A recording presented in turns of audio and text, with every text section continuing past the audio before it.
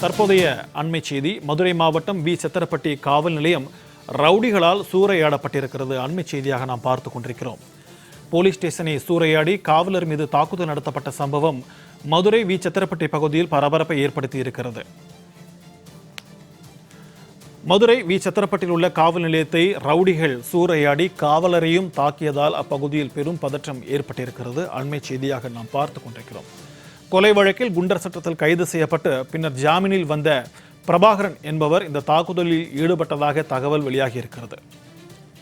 முகமூடி அணிந்து வந்த பிரபாகரன் உள்ளிட்ட இருவர் காவல் நிலையத்தில் தாக்குதல் நடத்தி காவல் நிலையத்தையும் பூட்டிச் சென்றதாக போலீசார் விளக்கம் அளித்திருக்கின்றனர். இது தொடர்பான கூடுதல் விவரங்களோடு நம்முடன் இணைகிறார் செய்தியாளர் சல்மான். வணக்கம் சல்மான். மதுரை பகுதியில் ஒரு காவல் நிலையம் தாக்குதலுக்கு உள்ளாகி இருக்கிறது. காவலர் தாக்கப்பட்டிருக்கிறதா? இது குறித்த கூடுதல் விவரங்களை பதிவு பண்ணுங்க. விருதுநகர் மாவட்டம் அருப்புக்கோட்டை கோவிலாங்குளத்தைச் சேர்ந்த அழகேந்திரன் என்ற பட்டியலின இளைஞர் கடந்த சில மாதங்களுக்கு முன்பாக மாற்று சமூகத்தைச் சேர்ந்த பெண்ணை காதலித்து திருமணம் செய்ய முயன்றதால் காதலித்த போது அதற்கு எதிர்ப்பு தெரிவித்து தலை துண்டிக்கப்பட்டு அவர் கொலை செய்யப்பட்டு கிடந்தார்.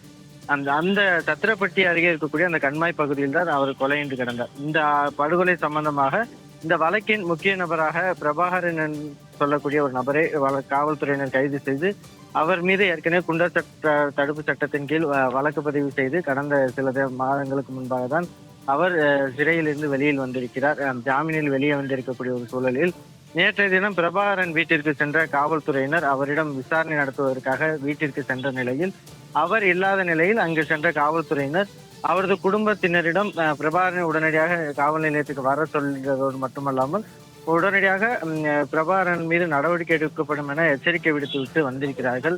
இந்த நிலையில்தான் நேற்று அந்த சத்திரப்பட்டி காவல் நிலையத்திற்கு சென்ற பிரபாகரன் மற்றும் அவரது கூட்டாளிகள் முகத்தில் முகமூடி மாதிரி துணியை அணிந்து கொண்டு அங்குள்ள அந்த காவல் நிலையத்தில் இருக்கக்கூடிய பொருட்கள், கணினி, கம்ப்யூட்டர், மேஜை உள்ளிட்ட அதே போன்று டெலிபோன் உள்ளிட்ட அனைத்தையும் கட்டையால் அடித்து நொறுக்கி இருக்கிறார்கள்.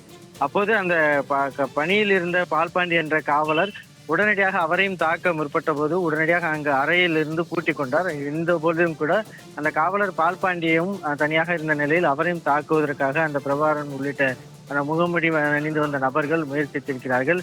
இந்த நிலையில் தான் அவர் தப்பித்து தற்பொழுது காலையில் அந்த நள்ளிரவில் நடைபெற்ற அந்த சம்பவம் என்பது மிகப்பெரிய ஒரு பரபரப்பை ஏற்படுத்தியிருக்கக்கூடிய நிலையில் அந்த பகுதி மக்கள் இதுபோன்று காவல் நிலையத்திற்கும் காவலர்களுக்கும் உரிய பாதுகாப்பு அளிக்க வேண்டும் என கோரி அவர்கள் மாவட்ட காவல் கண்காணிப்பு துறை அலுவலகத்திற்கு மனுவாக பொதுமக்களாக சேர்ந்து மனு அளித்திருக்கிறார்கள். தொடர்ந்து அந்த காவல் நிலையத்தில் அந்த விசாரணைக்காக சென்ற வீட்டிலுடைய அந்த குற்றவாளி தற்பொழுது நேரடியாக அந்த சத்திரப்பட்டி காவல் நிலையத்தில் முழுமையாக தாக்குதல் நடத்தப்பட்ட சம்பவம் பரபரப்பை ஏற்படுத்தி இருக்கிறது. ஏற்கனவே தமிழகத்தில் சட்ட ஒழுங்கு என்பது மிகப்பெரிய ஒரு கேள்விக்குறியாகி இருக்கக்கூடிய நிலையில் காவல் நிலையத்தில் பணிபுரியக்கூடிய காவலர்களுக்கே இது போன்ற ஒரு பாதுகாப்பு இல்லாத ஒரு சூழல் நிலவுவதாகவும் அதே போன்று காவல் நிலையத்திற்கு இருந்து காவல் நிலையத்தையே தாக்கி அடித்து நொறுக்கக்கூடிய அளவிற்கான தைரியம் ஏற்பட்டிருக்கிற அளவிற்கு காவல்துறை மீதான அச்சம் பொதுமக்கள் மத்தியில் குறைந்து விட்டதோ என்ற ஒரு கேள்வியும் கூட எழுந்திருக்கிறது. இதன் காரணமாக அந்த பகுதியில் உள்ள பொதுமக்கள் அச்சத்திற்கு ஆளாகி இருக்கிறார்கள். ஏனென்றால் பொதுமக்களுக்கு பாதுகாப்பு அளிக்க வேண்டிய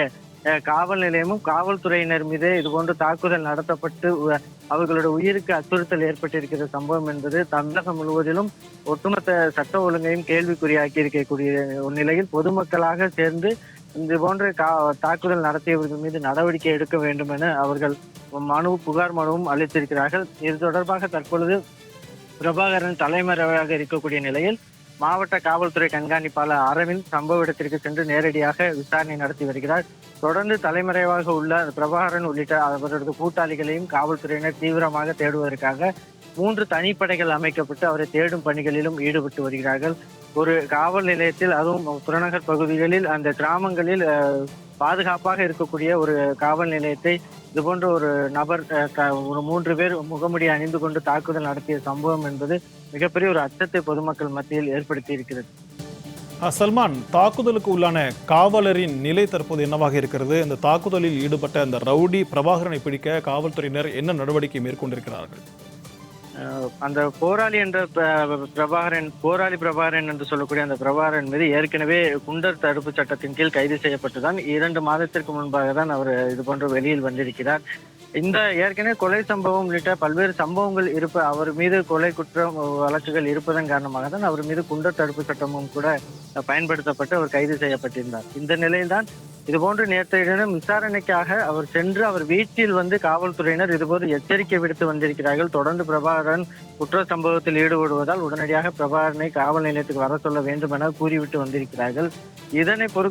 இதற்கு ஆத்திரமடைந்து இதுபோன்று காவல் நிலையத்திற்கு சென்று எப்படி என் குடும்பத்தினரிடம் எச்சரிக்கை விடுக்கலாம் என கூறிக்கொண்டே அவர்கள் கடுமையாக தாக்கியிருக்கிறார்கள். தற்போது வரைக்குமாக அந்த பிரபாகரனை தலைமறைவாகி இருக்கக்கூடிய நிலையில், ஏனென்றால் உடனடியாக அந்த காவலர் அந்த பணியில் இருந்தபோது காவலருக்கு காயம் ஏற்பட்டு விடக்கூடாது, அவர் மீது தாக்குதல் நடத்தி விடக்கூடாது என்பதற்காக உடனடியாக காவல் நிலையத்தில் உள்ள அறை ஒன்றில் அவர் பதுங்கி உடனடியாக அந்த கதவை பூட்டி கொண்டிருக்கிறார். அப்பொழுதும் கூட அவர் மீது தாக்குதல் நடத்துவதற்கான முயற்சிகளிலும் அந்த மர்ம நபர்கள் ஈடுபட்டிருக்கிறார்கள்.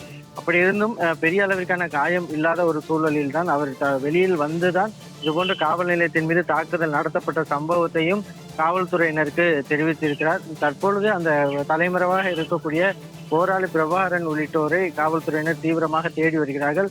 3க்கும் மேற்பட்ட தனிப்படைகள் அமைத்துதான் அவரை தேடும் பணிகளானது ஈடுபட்டு வருகிறது. அந்த பகுதியில் உள்ள சிசிடிவி காட்சிகள் அடிப்படையில் அவர் எந்த பகுதியில் தப்பி சென்றார், வேறு ஏதும் மாவட்டங்களுக்கு அருகில் விருதுநகர் மாவட்டம் இருப்பதால் விருதுநகர் மாவட்டம் உள்ளிட்ட அருகில் உள்ள மாவட்டங்களுக்கு தப்பி சென்றார் என்பது குறித்தான விசாரணையும் நடைபெற்று வருகிறது.